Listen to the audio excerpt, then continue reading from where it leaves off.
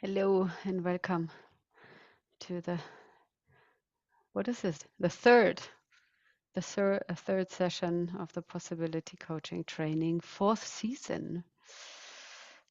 Welcome, Sydney. Hi.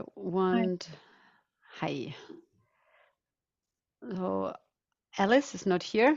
She is at the moment sitting in a plane. I think she's coming back to Europe. I will, if Volker is joining the next 2 minutes, I will let him in. Or Katrin, would you check if he sent something in the chat? I'm not checking the chat.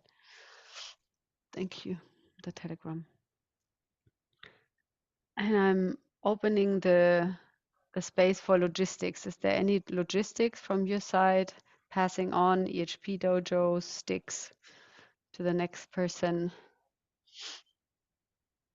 Now he's coming.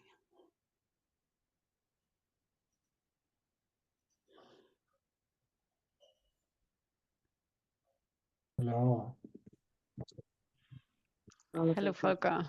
I'm sorry, I didn't find the link somehow. I was confused about it. Great.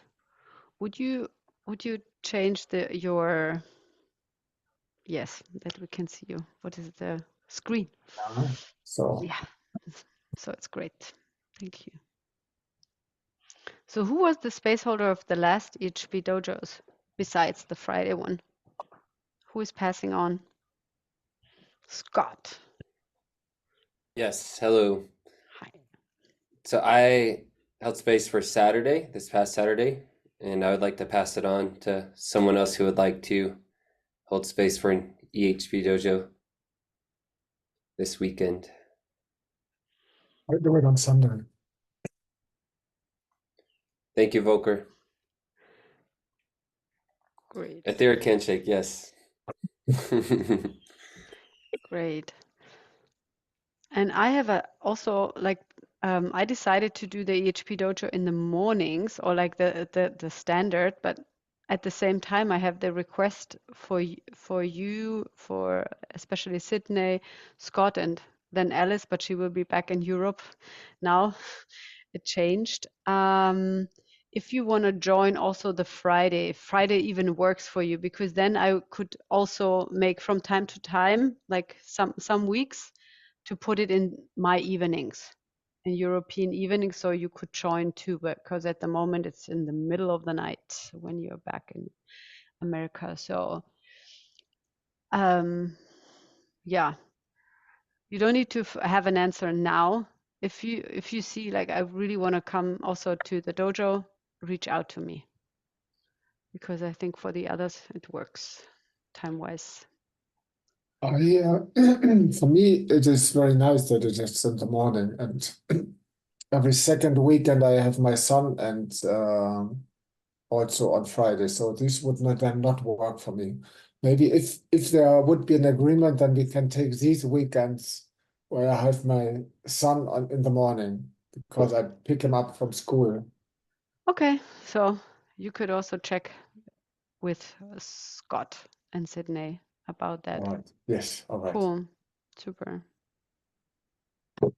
Sydney, you wanted to say something. I was going to say that I didn't understand what you were bringing, the proposal that you were saying, Christine. And then when Volker spoke, I think I started to understand. So I will check it with you. It sounded like you were asking if we wanted to do the EHP dojo that you're holding, if you wanted us to propose for you to change the time so that we could be a part of it. Is that what you were asking? The offering is if you have the want to come also to an EHP dojo I'm holding space for, you would need to ask me and say, look, this week would be perfect if you could switch from morning to evening CET. Thank you. Does it make more clear? Thank you for the feedback. It looks like there was an unclarity. Great. And there's another dojo. It was Alice, right? No, it was Ah, no, Sandra. Okay. who wants to hold space on Monday or Tuesday next week. I will. Super. Thank you. Great.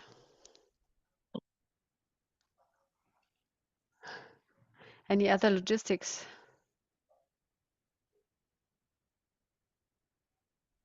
Then logistics space closed.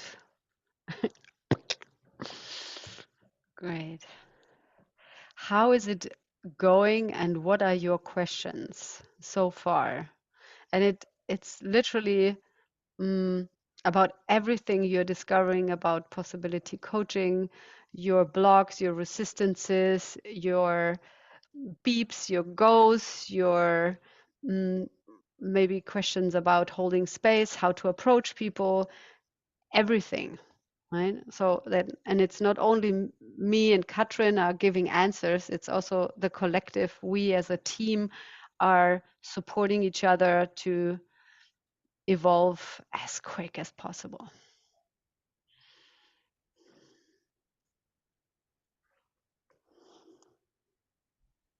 I want to share. Great. Go ahead.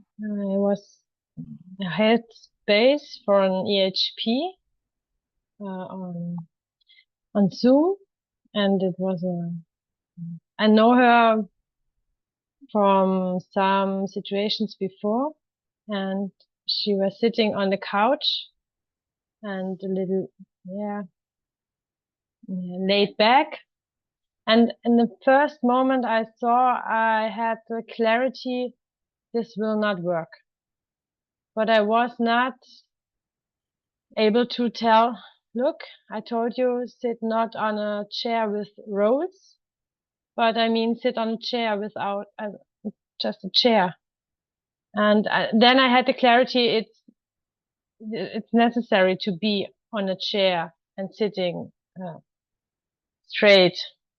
But I did not say it to her. And the EHP, during the EHP, she was also with her mind laid back a little and like telling stories. And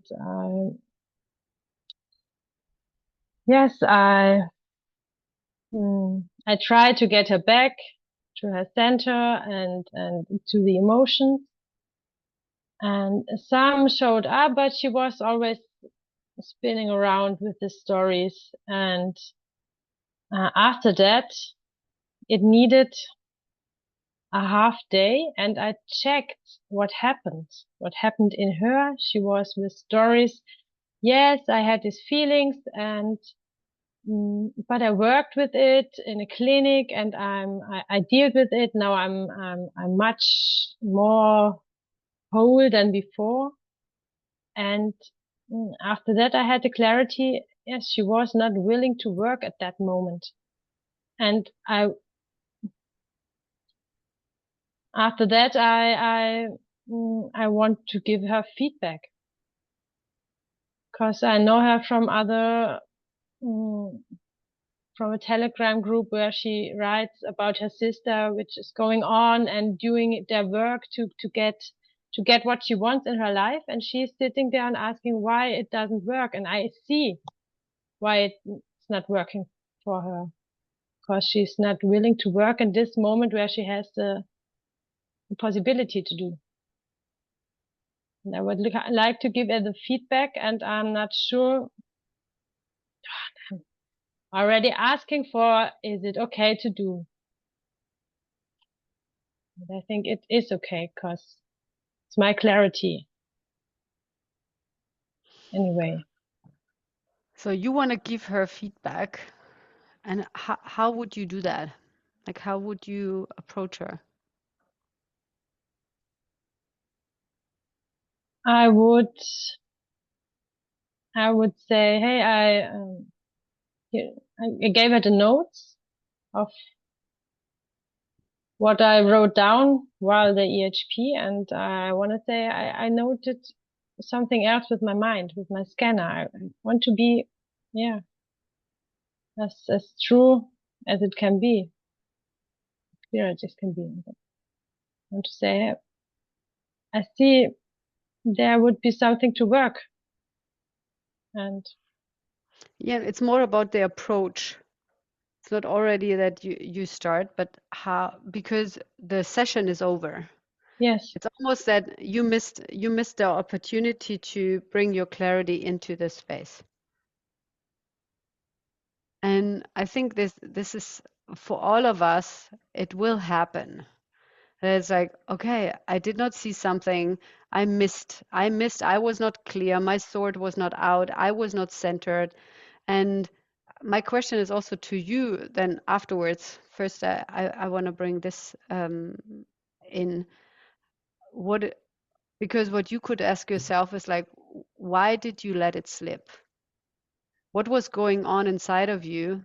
That is more interesting to me here in this yes, space okay, than, and also how you would approach her, because she can choose again new, right? That's, I think this is also the the context of radical responsibility, where we let go of the client each session. Even there's kind of a package, but it's like, this is the session, and then it's not like I'm giving you always feedback or coaching. It's like within the session, this is where you hold space. And then you can offer, like I would propose only to offer her and say, I would have feedback. I got an insight afterwards. Do you want to hear it? So it's not about giving her just directly and checking, because it looks like she's not taking responsibility, like you say, she's avoiding. And then as a space holder, it's like, what did you miss in the session? And what question you did not had in your pocket, or you could not choose, because which would have opened another door with her, right? Like these are the questions I'm interested in this space. So it's more about you, Sarah, not about her. yes. And yes, what you can tell her, and also about what was going on inside of you while you held space. I felt small, small. Because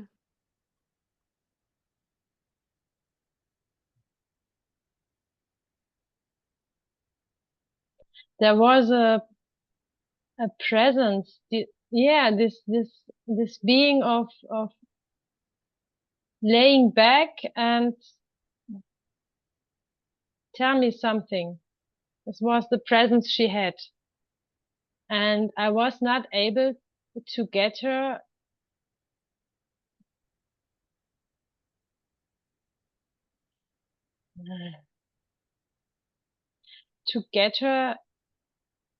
really committed.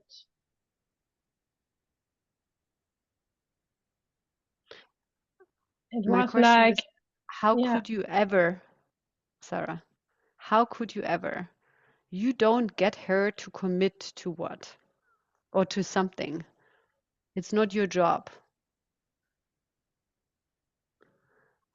Your job as a coach is to be as clear and say, look, if you're coming here into this space, I'm holding space for you under this condition. You can choose yes or no. But something in you is like withdrawing and giving her the key. Do you see that? yes, Yeah. I see, of And course. yeah. And what is there going on? What is the fear? What is the sadness? What is the anger? What is there? Well, I think this is an amazing doorway for you to unhook yourself, to say, look, this is my space, and you're entering the space, and it's, of course we don't have rules, but like this is how it works.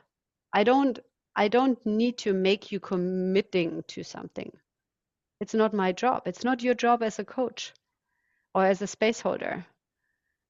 You cannot do that. It's almost like, I don't know, manipulating them over there. Yes. Yeah. I invited her I made the offer to hold space, and I sent her a very clear message how she has to prepare and how the space would be, how long, and very exactly. And then I entered, and the first thought in my mind was, this will not work. Yes. And instead of be as clear as I am, I thought, "Oh, you are too unflexible or something like that." Yes, okay, she's sitting on the couch. Why not? So may I pushed the button to fail in that moment I had this thought. I believe this will not work, so it will not work. Do you want to ask the team while you are speaking about this situation, what their scanner is telling? Like some hints. What is Sarah not seeing yet? Do you want to ask? You Yes, team? I want to ask you, team, Go ahead. what do I see not? I have the guess that there are in the past some situations where you sit like this on the couch and somebody told you it's not okay and you are zu lasch, also yeah, you aren't here. You get hooked by only the sitting, how she sits on the chair. And for me, it would be okay. I've made with somebody else in autumn that he walked over the ground and it worked. I let him do this movement, what he liked to do and what helped him to express the things.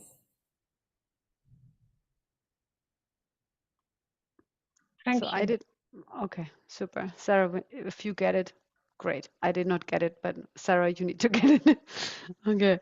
Anything else? For me, the question popped up. You said you wrote her and you wrote her a very clear how she should prepare and what she should do. And did you get an answer to that? Or was it clear what that did come this clarity back to you? Because I was giving a coaching to a friend and I really told him because I looked at him and I saw that he didn't get what I meant to what I told him. That you got a clarity back that she knows what will happen even. You mean what will happen, like knowing what's the meaning of an EHP? What will happen, what you will do with her, and if she has a yes for that. Because Yes, for me it sounds a little bit like she is not clear, and with that you are also not clear what will happen now. Because for me, I also had clients sitting on the couch and it was not a problem. But there might be something else what is going on. So what happens if you do something or say something and you're not checking with a person? What is the defense mechanism called the gremlin is what is one food your gremlin is doing and eating then? And this is what happens, I think, with you, Sarah. Volker, what you described, and I want you to train how to speak about things. Okay. Because Volker, what you are saying is actually, Sarah, you had an assumption, you were sending something, then you created an assumption that she is getting it.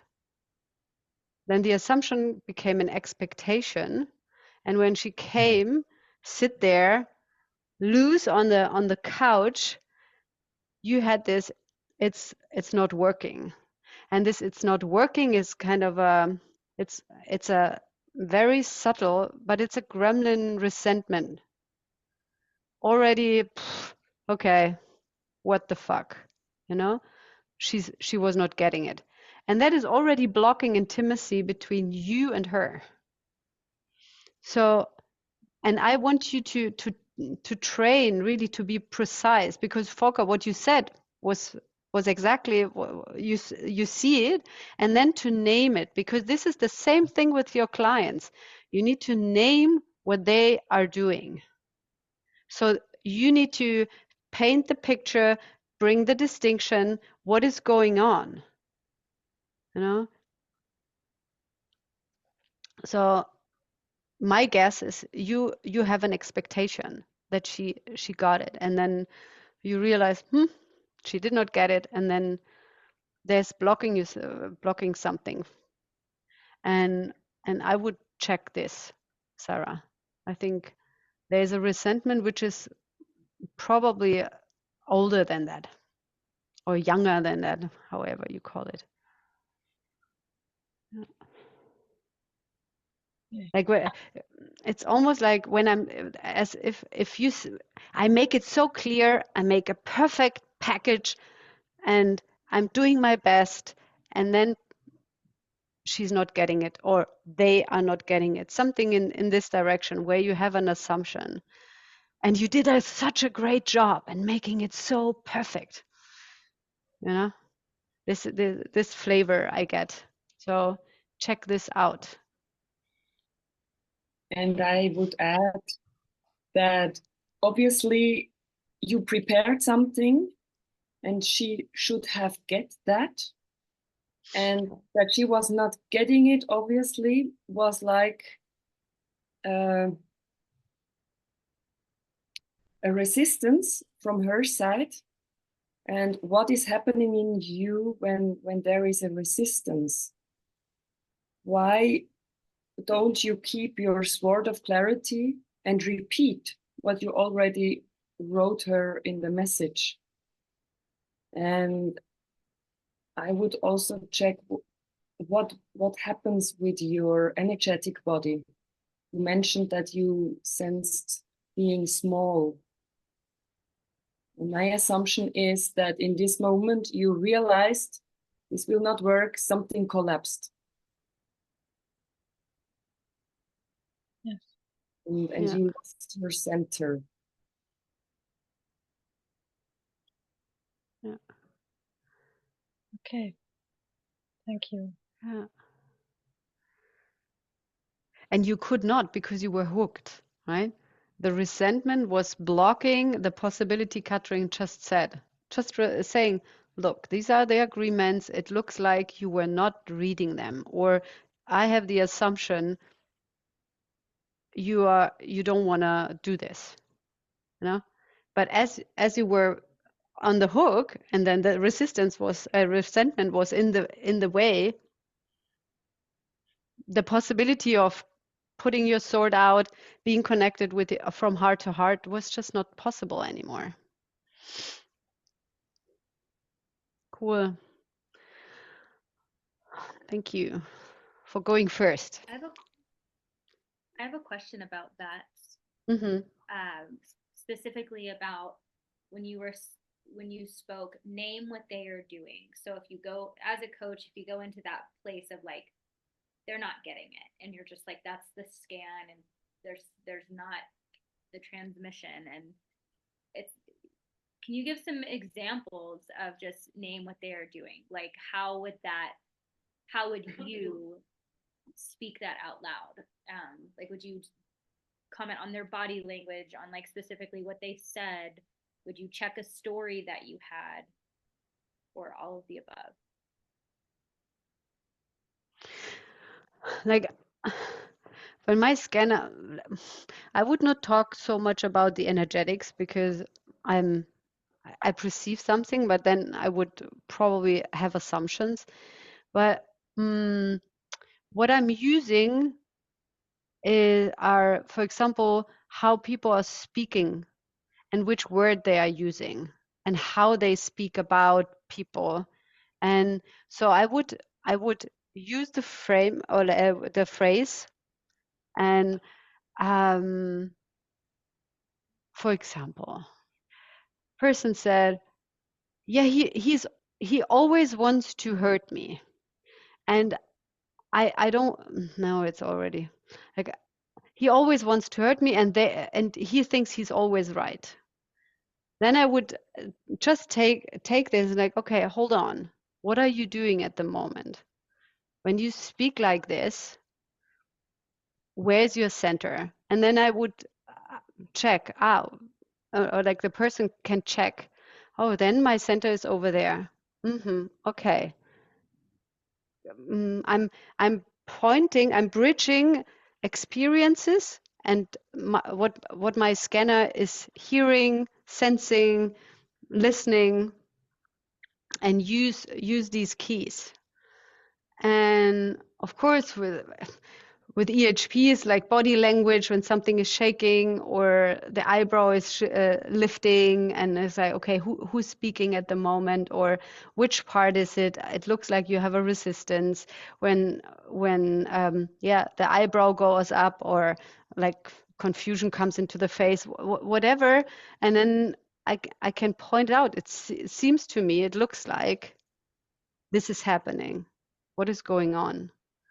Or when they are speaking, like Volker just did it, right? And like, okay, what I hear is you had an assumption and then there was an expectation created, but the expectation was not communicated.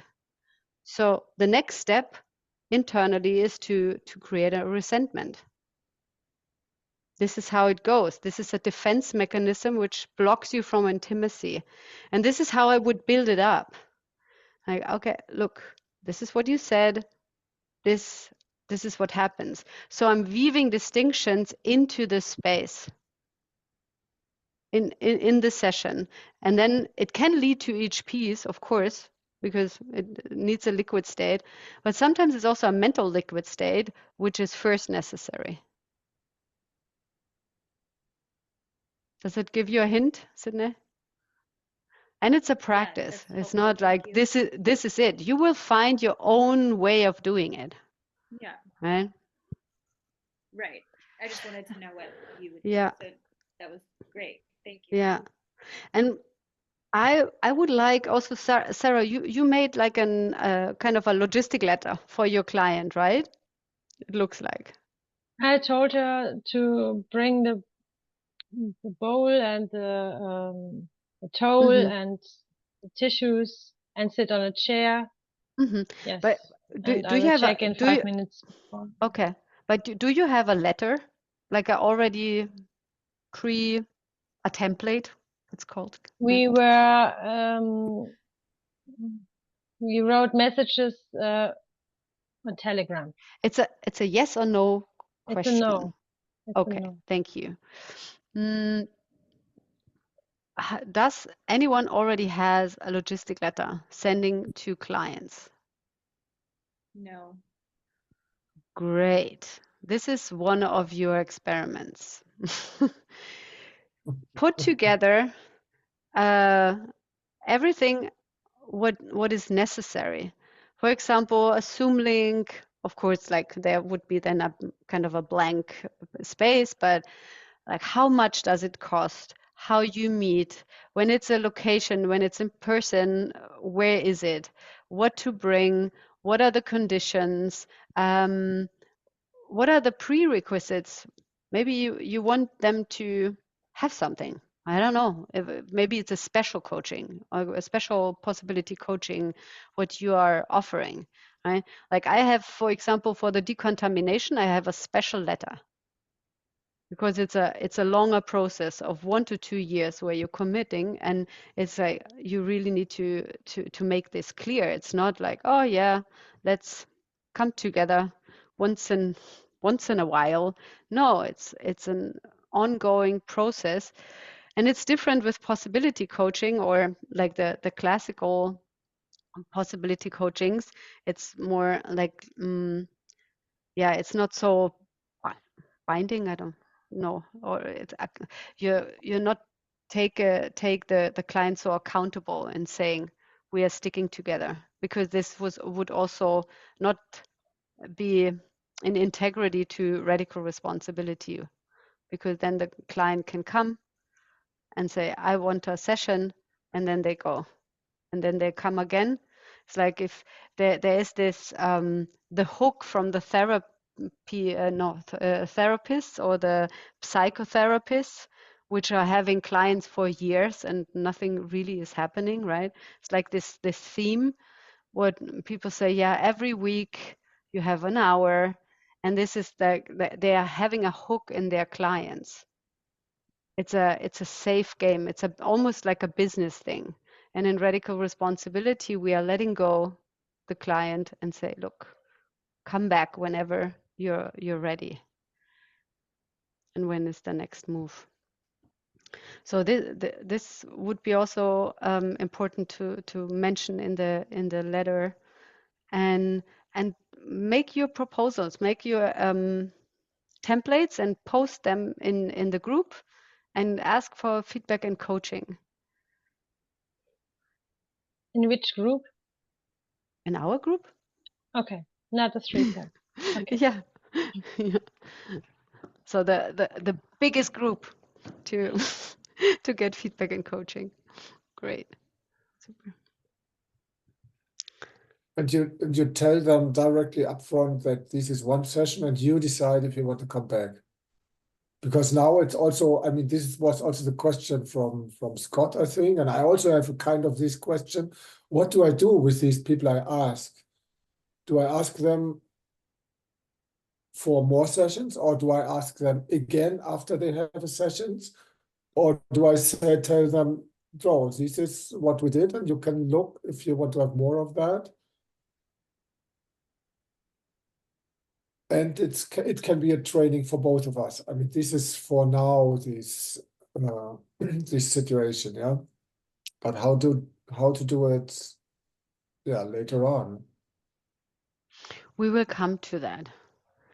Like I would like to focus on really practical holding space questions now. Mhm. And for now, it's up to you if you want to have more sessions with the client to practice. But it's not about, okay, I'm only doing it if you commit to 5 sessions. Mhm. No, it's a different approach.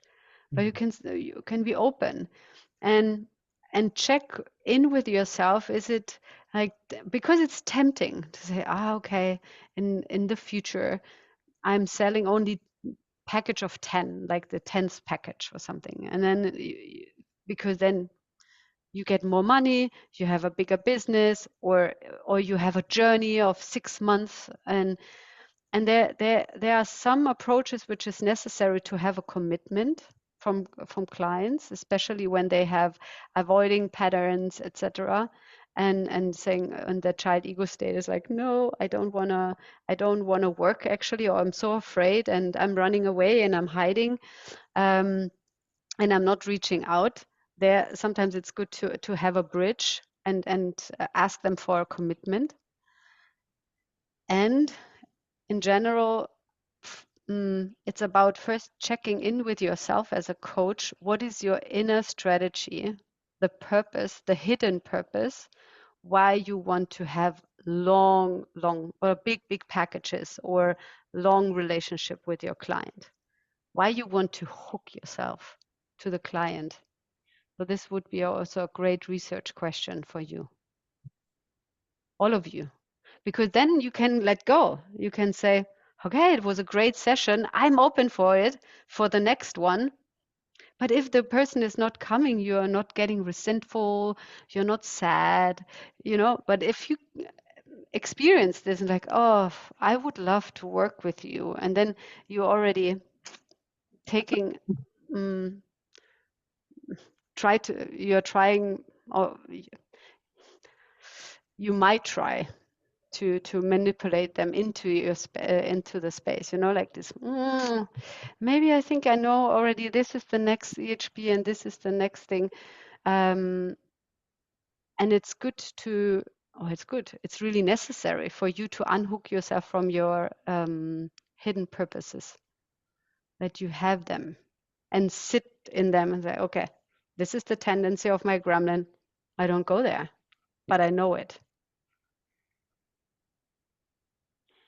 Cool. What else? What's going on? Yeah, I want to share. I feel fear because I have not done the work, what you did. Who is you? I No, you said what you did. Who is you? You gave us a Aufgabe, The experiment. the experiment, and I did a bit something else, but I spoke, and for me it's very good to do it.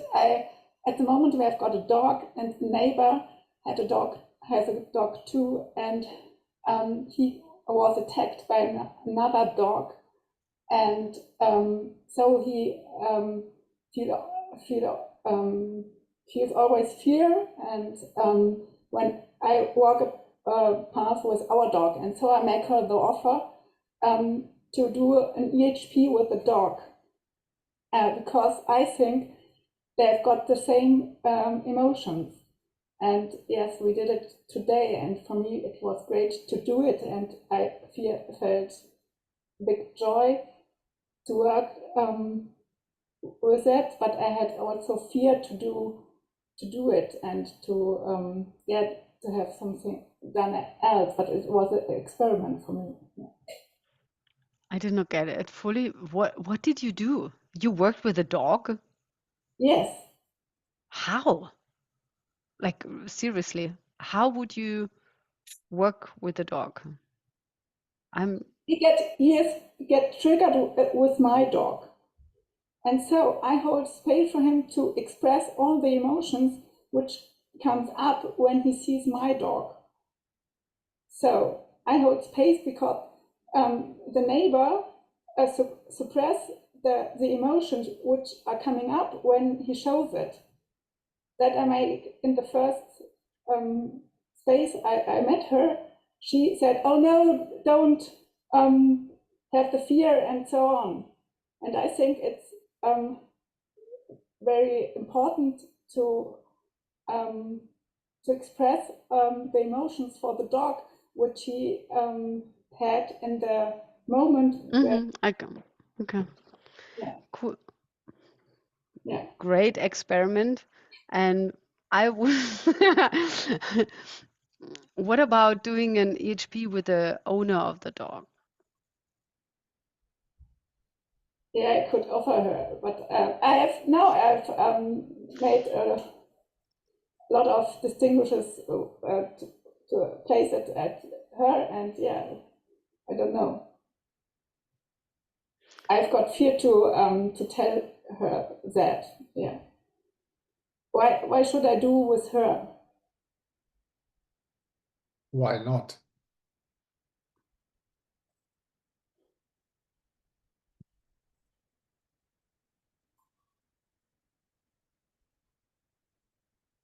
But yeah.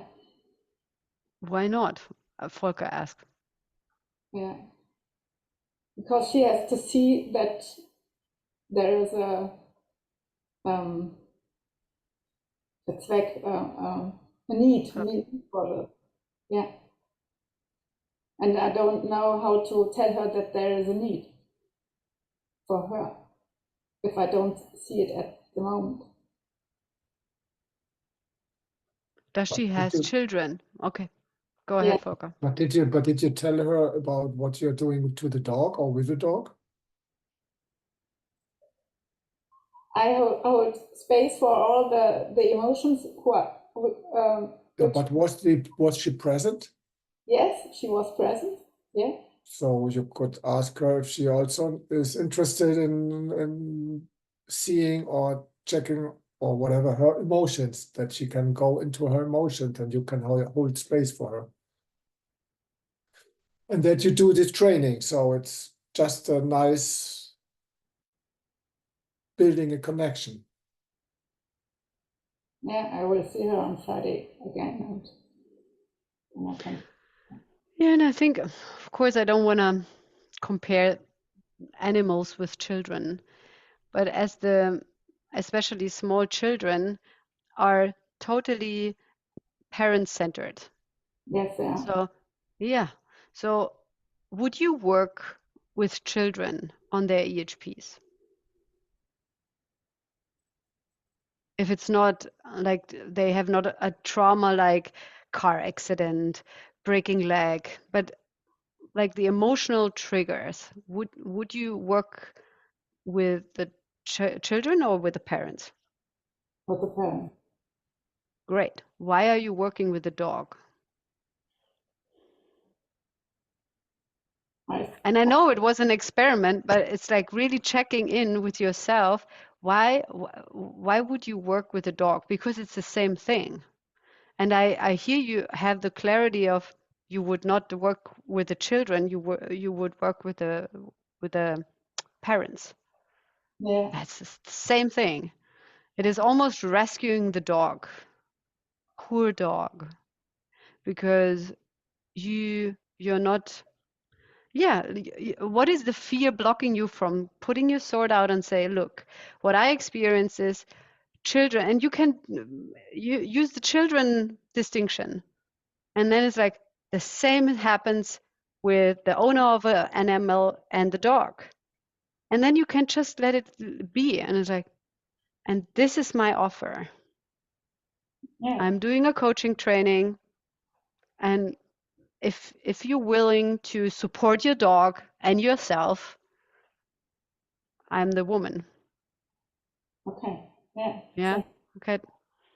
Cool. There's kind of a big fear in me, and I'm shaking at the moment. Yeah. What is the fear about?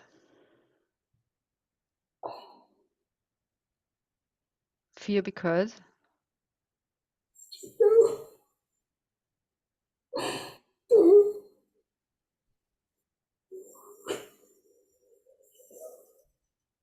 It looks like there's another feeling. Sadness.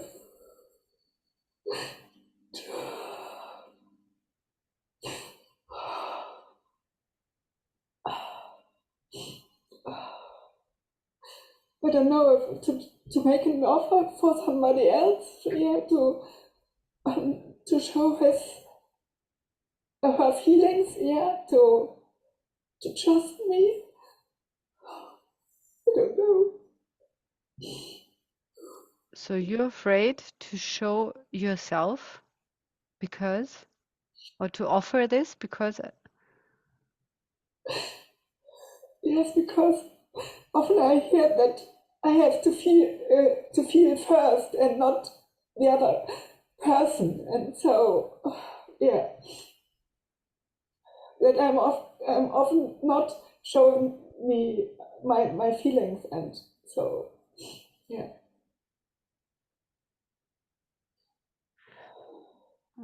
so what I hear is that you have to feel first and you're not showing your emotions. Yeah. And you have the story that the coach, it sounds almost like you said always needs to feel first. Yes.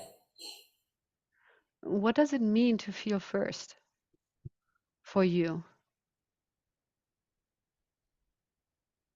I think there is some gold in this. There's an assumption or something. And probably another Don't attack fear layer. the person yeah, that my gremlin comes out and attacks the other one, and so that I'm not feeling myself, and to push it away, what's present at the moment. Yeah. So you're afraid that your defense mechanisms are blocking actually you doing the work, that you hold space. Is it what you say? That you're afraid that you would block No, holding not space? HP, but if I'm with my husband or my kids, then my husband tells me, yes, you have to feel first, and not to push it away, and to say they have to do something. Like you said it to me, don't work with the children. I have to work with me. Yeah. Yeah, but your client, this adult woman, is not a child. Yes, it is. It's a different approach. And actually, you're talking to your children. It's also a different approach. And there you don't, like, as a coach, of course, it's about being vulnerable and being durchlässig. It's not transparent, but like receptive, Permeable. permeable, like that you let things in. And sometimes I'm getting angry, I'm getting afraid, but it's almost like I'm just getting a bit of it. It's like I don't need to cry with them, in a sense. Sometimes I have tears, and when I'm with my client, and especially when they are actually suppressing, I'm feeling more. But as soon as they are going inside, it's like I'm only a receptor. So I think there's something else going on inside of you, where you have a story to be in a certain way, and this journey is exactly for this, to dismantle these blockages, what you built, this assumptions, stories, expectations on yourself, on others, because they are in the way, they are here between you and the client, and then you cannot be with the client. And the fear is a perfect hint. Like the fear is like almost telling you, look, there you need to check. There is something in the way. So Yeah. use this fear as an entry to check. Yeah, what is this? Would you bring this to the EHP dojo? Yes. Cool. Thank you.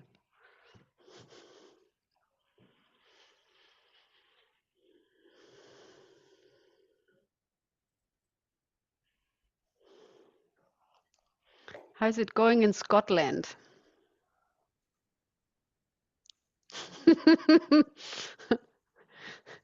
With double T. With what? With double T. Oh, yes. Scotland. Mm.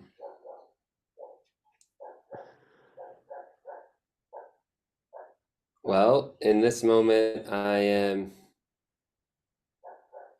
doing my best to stay present and receive what I can from this call. There's a part of me that wants to be neurotic listening, so I'm doing my best to really be an adult listening. And I'm taking notes on what's happening here and what I'm learning from, like how you were responding to Sandra in that moment, and for making notes for how to work with clients. In terms of the initial question everyone else was answering earlier, responding to, something that's on my mind that I'm curious to have more insight and perspective into is when holding space for an EHP with someone, how to support them to stay in their feeling and not go into their head as much when they start to do that. I've held space for around 50 EHPs, and I would say around 10 of them those people, like 10 out of the 50, out of those 10, they were just in their head the whole time, and it was very hard to bring them back into their feelings. When I think about this, I think, or make stories about it and scan into this, I sense that it's just they're still learning how to actually be in touch with their feelings. So there's more distinctions to land and more preparation. But I'm opening to more possibilities when in an EHP working with a newer client, and maybe they start to feel a feeling, but then instantly go into their head, just ways to bring them back into the feeling and to support them. That's something I'm wanting more possibilities and clarity on. Mm-hmm. Team intelligence. What did you find out so far?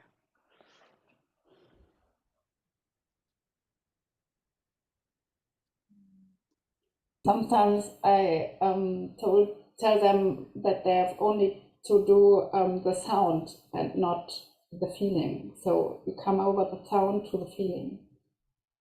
That's my experience. Thank you.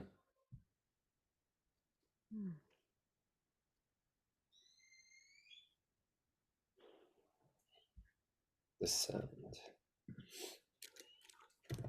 Can you tell us what you do so far? Great question. Yes.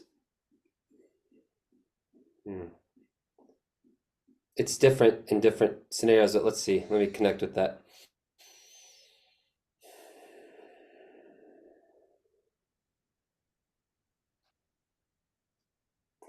Well, what I generally do when I notice they're going into their mind, sometimes I'll tell them that I sense they're going in their mind or they're going into stories. And then I ask them to connect with the feeling. And then I'll often ask them to where they feel it in their physical body. And they'll say my heart or my shoulders or my leg. And then I'll ask them to check that out. And what's there? What's going on? And they'll say like tightness. So what is that tightness? And or if their leg is moving, I'll point it out. Or if there's like a twitching or something like that, or a clenching, I'll point that out and ask them to let that get bigger and what that is. And then I'll ask them to make the sound that's there, and then to start to use their words. Those are some of the ways that I draw them out. And then some people just go in and really emote and express. And then some people, with the 10 that I'm talking about, would just they would maybe respond a little bit to that and just go right into just head stuff and just almost keep talking for a long time, maybe as a way of avoiding feeling.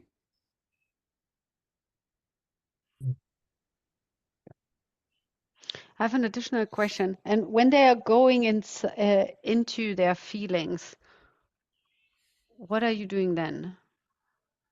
When they, As they're yeah. as they're going into their feelings and they start to feel, I do completion loops. I'm just repeating back, not every word, but just the key phrases that they say. You're feeling sad because, or you're feeling angry because, yeah, yes, let that get bigger, go. Things like that I'm saying when they're feeling.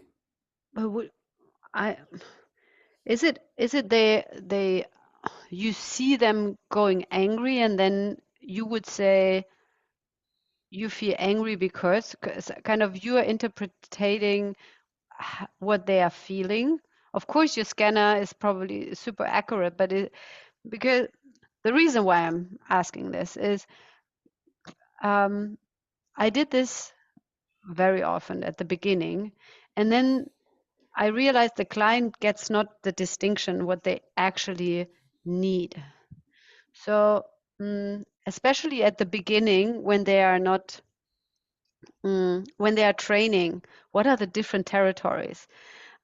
I let them choose. So my question is, do you tell them what are you feeling, or is it they are feeling, and you see, okay, you sense this, your scanner says this is fear, this is sadness, and then you are saying you feel sad because? I don't tell them what they're feeling. I ask them what they're feeling, and then whatever they Okay. say, I repeat that back. Like, so if the client says, I'm feeling angry because, I say, yes, you're feeling angry because, and I just repeat back what I heard. And then if I sense there's another feeling present, then I'll say, is there another feeling there? And like, so it's the things that I learned in training that work, and it works with, 4/5 of my clients, but there's like some that just only stay in their head. And maybe there's, I'm trying to take responsibility what I can do different to guide them deeper.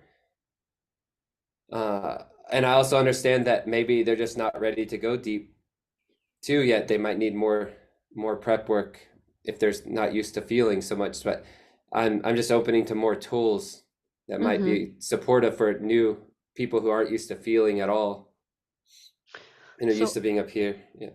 Yeah. So there are some different ways to approach it.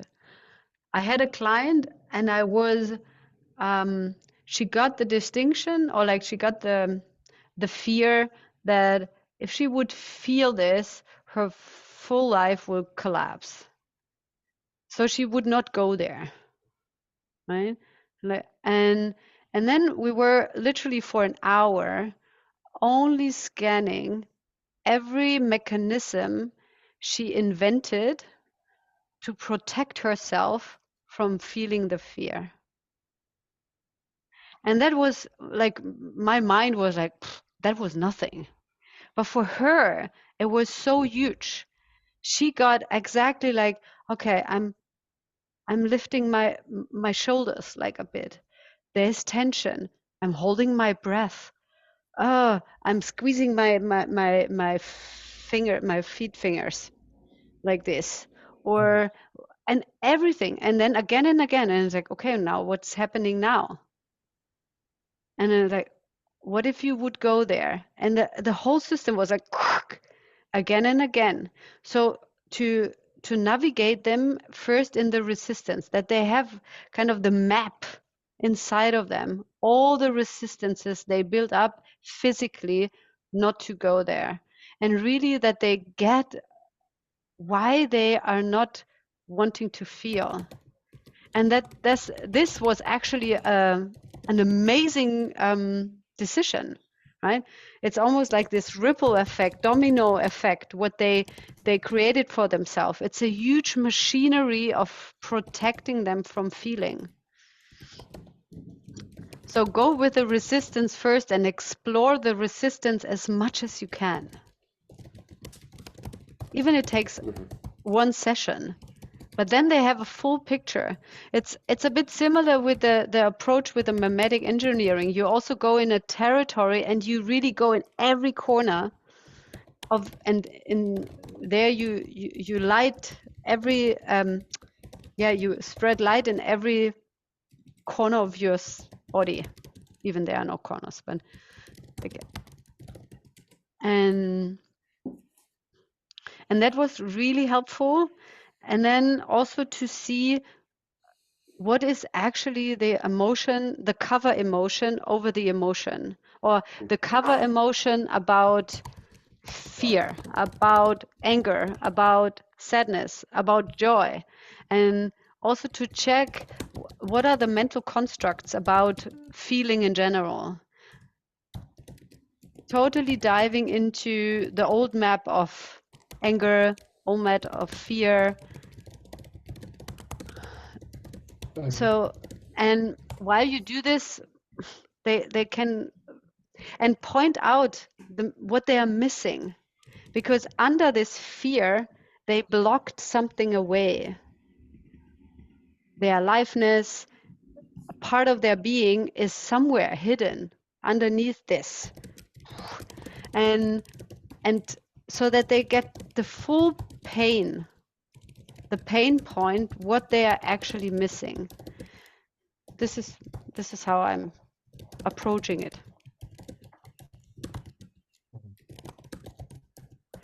Thank you. Thank you. That's what I was looking for. I will try this. Yay. And I can say that I more and more see in my clients what's going on as more I go into my own emotions and feelings.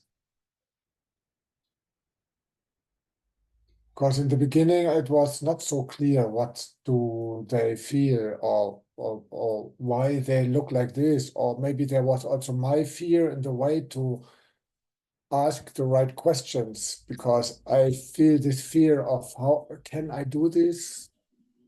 And when I go into my own fear of can I do this, then I can just see, oh, maybe he or she doesn't like to look at it, and why is it like that? I have one of these clients, he's my neighbor, and he's at the moment completely hooked to gaming. Absolutely hooked, and he's not doing nothing else. And I just got him out of his flat to come over to me and sit here. And we didn't do much. So it was very difficult to get into him. But on one point he just felt that there is something that, and he was kind of he fell into this frozen state that he is kind of he don't know where to go, and just to let him explore this state without and also point, well, what is happening there, why are you there, and what is it, and just to put a little bit of torch on what's going on. This was so huge for him in the end. So I'm telling him already since a year about what I'm doing with myself, and he always said, "Yeah, but you are not so much happy yet. So this is not such a big work." And now when he was sitting here and felt how difficult it is to feel for himself, so he understood that it takes time. This was quite amazing to get this feedback from him afterwards. Cool. And maybe it's a language thing, but you said, I don't know how to get into him. You were also making this gesture. Me? Yes, Volker. Ah, yes, okay. So, why you want to get into him?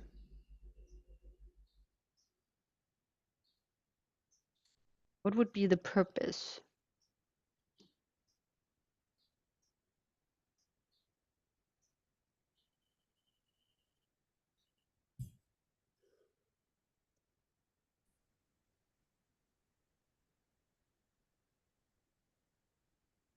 Hmm.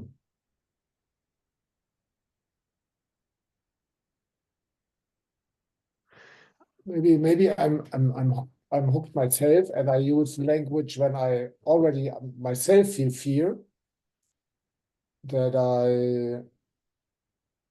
I also get in a state of freeze, and then I'm getting to my mind and use words which I would not use if I'm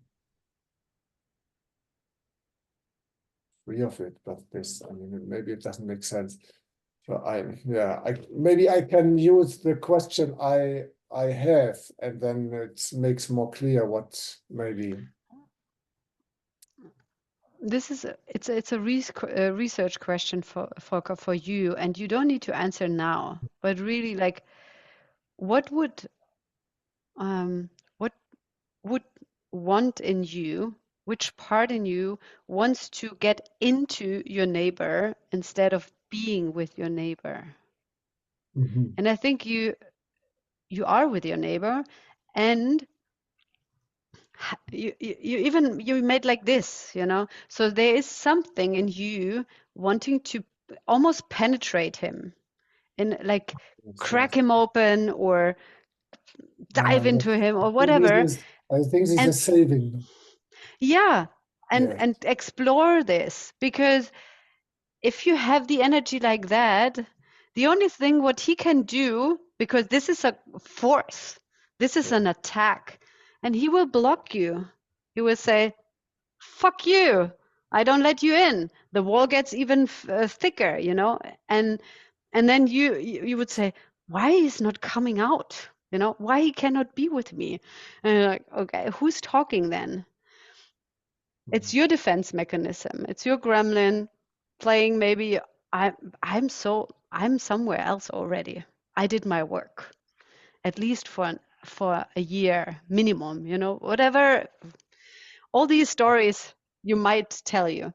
So my invitation, go for research for that. Yes. Yeah, cool. Thank you. Yes, and I am researching about that because I see it also with others that I want them to be different. And I see how difficult it is, and then I see also how we don't come closer. We are not coming closer, and still it's yeah, it's such a strong habit, force, or whatever Yeah. strategy. And one thing what really helped me, because I did the same, you know, I think almost every one of us, this is the shadow part of almost every coach, therapist, is the rescuer. This is this is the most preferred role in the trauma triangle from us space holders, or who wants to hold space for people. So chances are high we want to change the others so we feel better. That's kind of the classic. And what helped me was that I apologized. I apologized to the person when I realized. So you could go also back to your neighbor and say, wow, it was an amazing session. I'm really glad you took the courage. And I realized there was a moment where I started trying to fix you. And I'm sorry. Make yourself vulnerable and say, I'm learning, I'm practicing.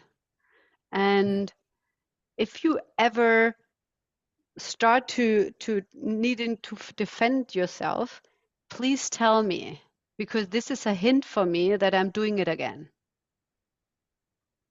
And I know that's it's like, oh, but how can I do this? I'm a coach. I need to be already one step ahead. Yes, and you're practicing. So give yourself also the not credit, it's the wrong. Give yourself time. Be humble for yourself that you're practicing. And it's not already about being perfect. And I know the German box is this. I already need to know everything before I even start. I have this box too, so I know it very well. Mm.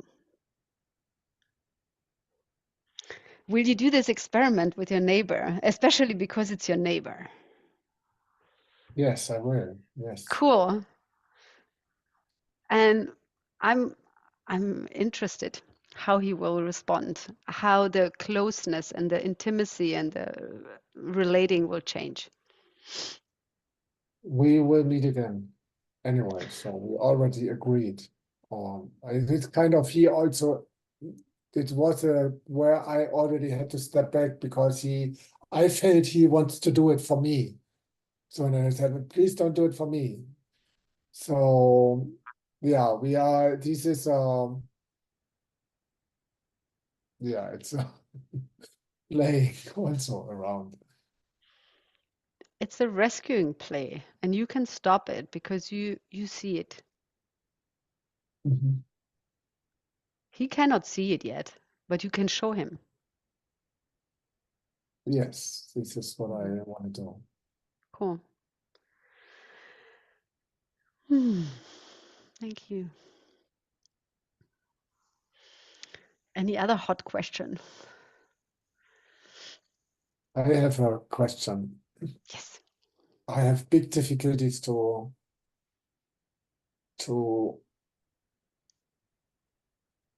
hold space while somebody else is there, like with a uh, co-coach or in a group or whatever. Like this now here also. I mean, in a group to tell what I'm doing, it's quite difficult for me. More difficult than to be with one client and really dive into what is going on or be with him or her. And I know these are quite some EHPs because there's fear. But is there anything else what what could be answered to this question?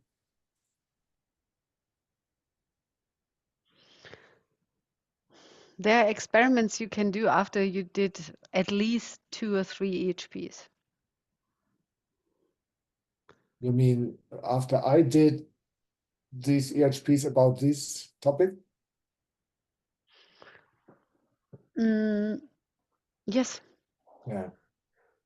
What I did was holding space one-on-one with people around, a bit like a lab situation when there's chair work and you hold space as a trainer, and then the circle is around with a smaller group and have not a coach.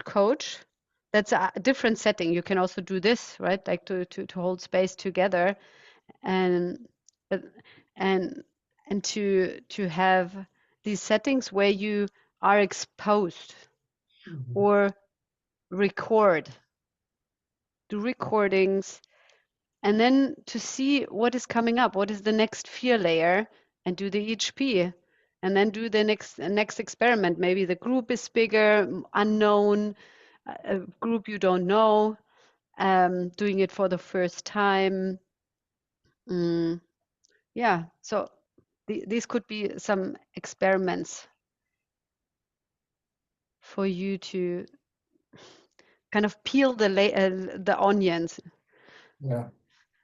the AHP onions, but also expand your matrix into a new capacity. Yeah.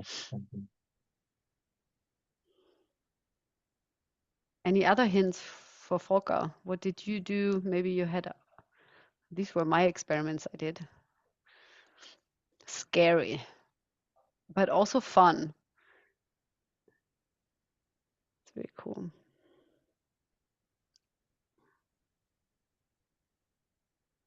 Then I have a question. I had a client on Monday, and the process went very quick, so half an hour, and she was able to feel, and she went somewhere she didn't expect, and she really got in touch with something very deep for her, realizing that she didn't mourn enough about losing her womb. And I had the impression, okay, this was the process. And at the same time, something inside of me was like, but this was too short. And I doubted that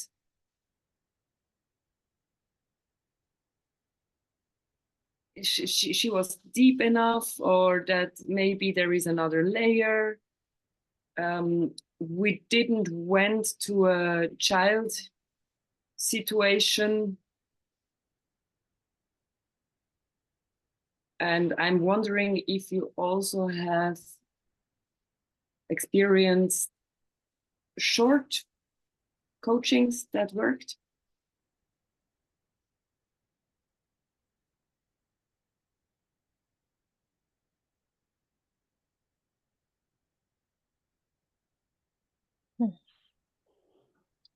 I had the question what you mean with that worked. So when does it work for you? When it worked for the client, when the client has more clarity, has more possibilities, has the impression that he or her solved something. And I heard How was from it you, for- you had you expected that there must be a child state or an experience to get the whole thing of what is needed, that it worked.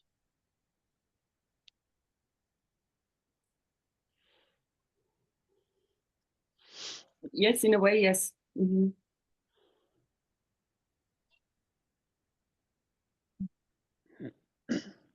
And how was it for her? Or how is it for her? Did you get back to her asking how she is? Yes, yes, she was astonished, she was touched, she was like, wow, I would not have imagined that this would be possible or that something like that would occur.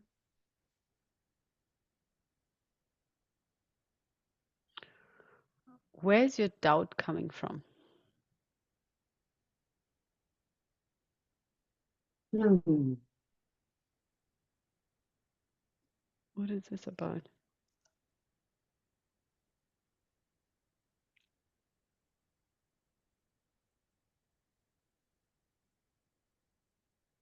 The first thing that I get is out of habit.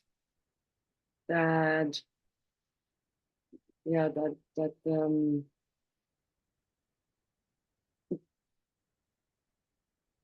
there must be something wrong because it was not like usual. It was not the way I am used to it. And I would say, yeah, it is coming from the child ego state, feeling fear, oh, I did something wrong.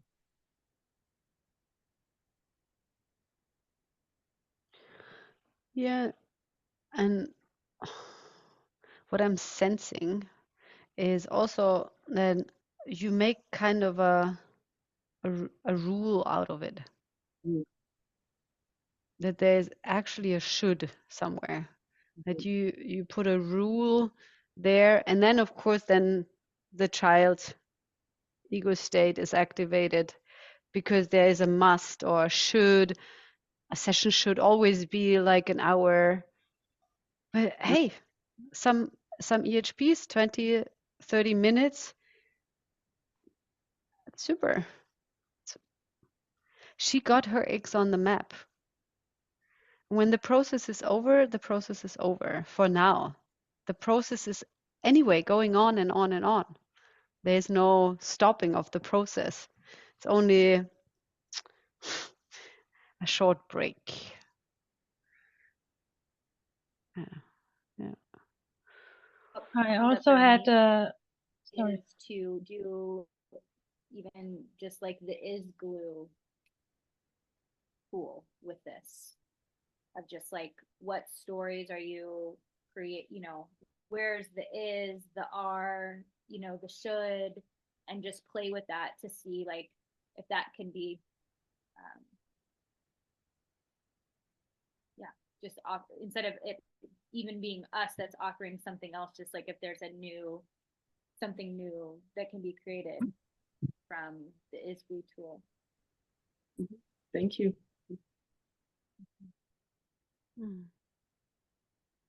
And it could be that I don't know if you sensed it with your client, but I have had with this woman I had the EHP. As she she came to the point it would be uncomfortable for she, cause she has to feel these old feelings. She went to a story that she worked with this situation in a therapy, and she's so happy that she got to this point. So she does not have to look at this situation of her childhood anymore, and she jumped out with this happiness of I did this work. So May, your client had this point, so it is enough. In this case, it is enough. I'm happy with my work, and now I want to be fine with this.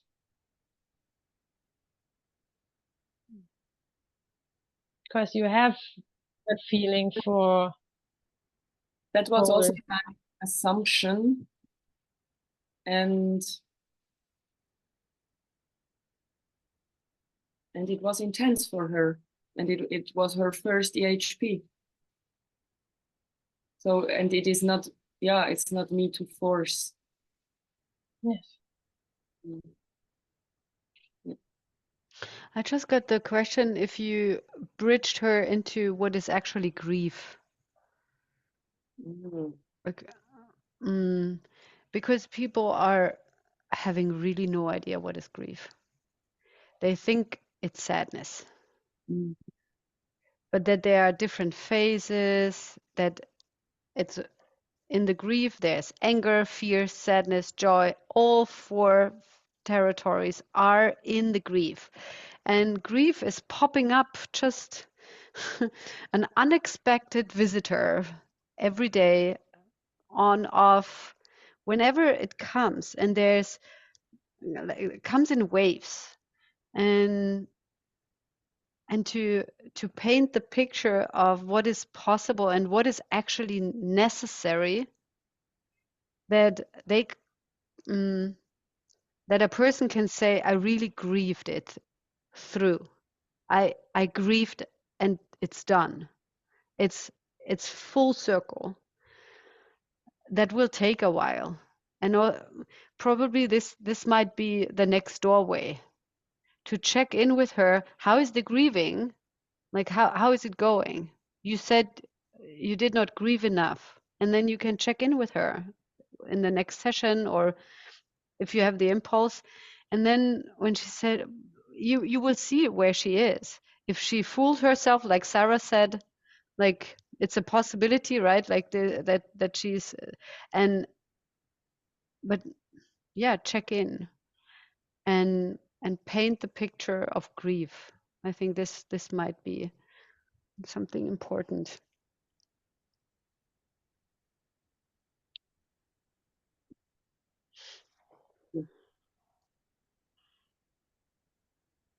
Or send her to a sadness club, if there is one. They're getting rare. Maybe it's on your bench, Katrin.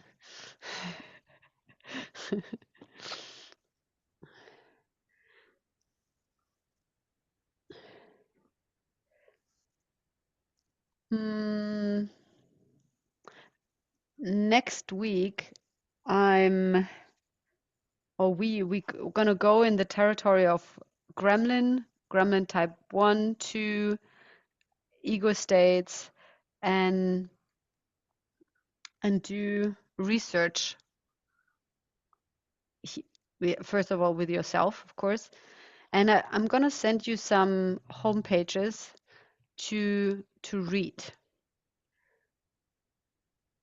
And I think every one of you already read the Gremlin transformation homepage or the Gremlin homepage, because this is almost the fundament to become a coach.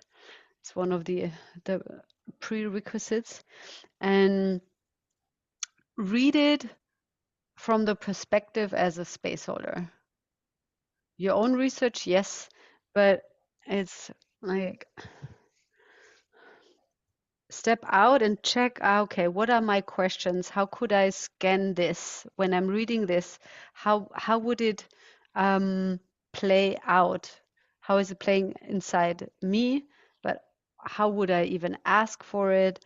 What words I would use?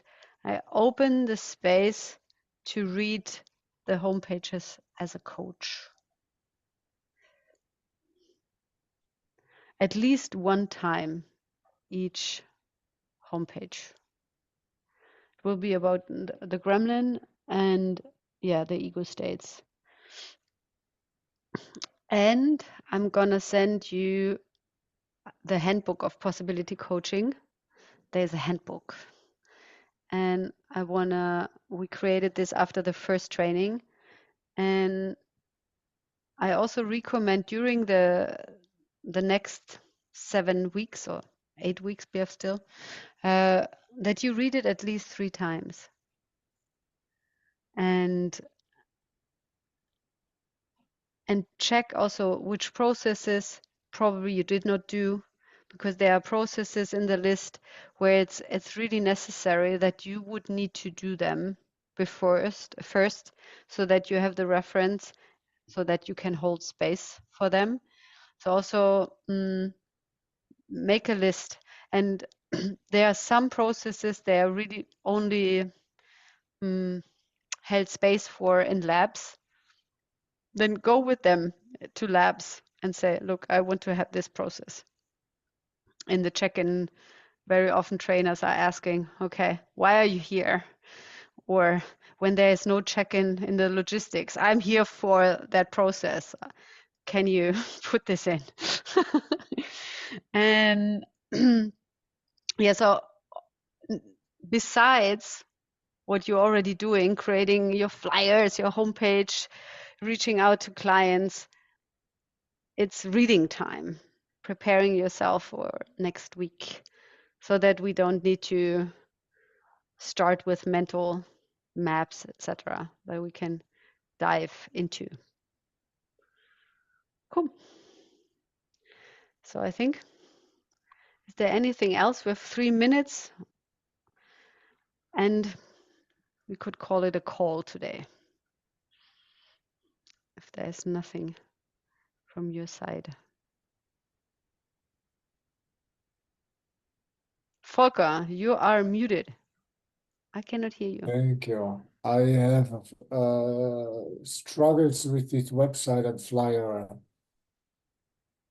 topic. Do you want to ask your team to support you? That was in the first week. Was it ask your 3Cell how they can support you? Yes, they were sending theirs, and I felt even more fear. Okay, that's an EHP. Thank you. Fear of creating my stuff. You will find out, Volker. Yeah. Use your team to find the entrance. Like, what is the fear really about? It's not, I No, don't there are a lot of fears. guess it's the homepage thing. Yes. Probably it has something to do with visibility. Getting loud, be bold, be out there. Yes. Yeah. Okay. Cool. Thank you, team. Thank See you. you next week. Bye. Bye. Thank you. Thank you.